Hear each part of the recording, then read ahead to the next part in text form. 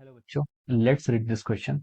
So this question says the first law of thermodynamics is a special case of option A Newton's law, option B law of conservation of energy, option C is our Charles law, option D is our the law of heat exchange. Okay, तो चलिए बच्चों अब हम इस question को start करते हैं। तो देखिए बच्चों इस क्वेश्चन का हम की कॉन्सेप्ट क्या लिख सकते हैं।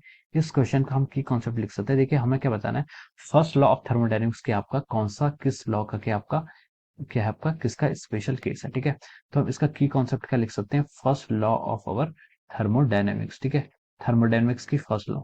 तो देखिए बच्चों फर्स्ट लॉ ऑफ थर्मोडायनेमिक्स क्या बोलती है। फर्स्ट लॉ ऑफ जो आपकी थर्मोडायनेमिक्स है, फर्स्ट लॉ ऑफ थर्मोडायनेमिक्स ये डिफाइन करती है कि आपकी जो अगर हम किसी सिस्टम को डीक्यू अमाउंट ऑफ हीट देते हैं, ठीक है, if you give dQ amount of heat to any system, ठीक है, तो ये हीट कहाँ कहाँ यूटिलाइज होती है।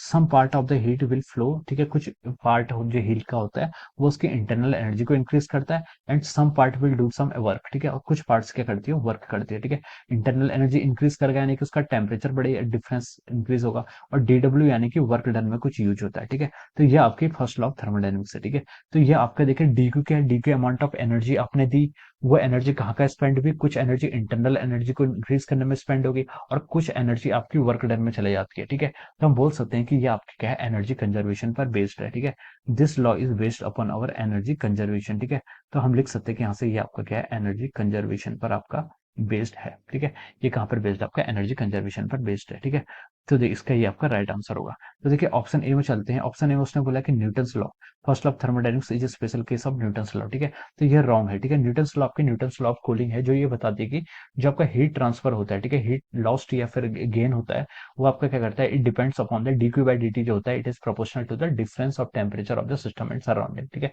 तो ए हो नहीं सकता। सेकंड क्या आपका law of conservation of energy, ये इस पर बेस्ड है। ठीक है, सी है आपकी चार्ल्स लॉ। ठीक है, चार्ल्स लॉ आपके रिलेशनशिप बताता है। ठीक है, चार्ल्स लॉ आपका क्या बताता है, this gives us the relationship between the temperature और वॉल्यूम। ठीक है, तो ये आपका रॉन्ग है। डी है आपका लॉ ऑफ हीट एक्सचेंज। ठीक है, ये यानी कि आपका प्रिंसिपल ऑफ कैलोरीमेट्री है, उस पर भी बेस नहीं करता है। ठीक है, तो हम बोल सकते हैं यहाँ से जो आपका राइट ऑप्शन आ रहा है वो क्या रहा है, आपका ऑप्शन बी। ठीक है, so we can write down that option B is correct. ठीक है, हम यहाँ से क्या लिख सकते हैं, आपका जो आपका क्या है राइट ऑप्शन होगा, this is the our option B is the correct answer of this question. ठीक है, ऑप्शन बी के आंसर राइट आंसर है। Okay, so I hope you all understood this concept. All the best and thank you so much.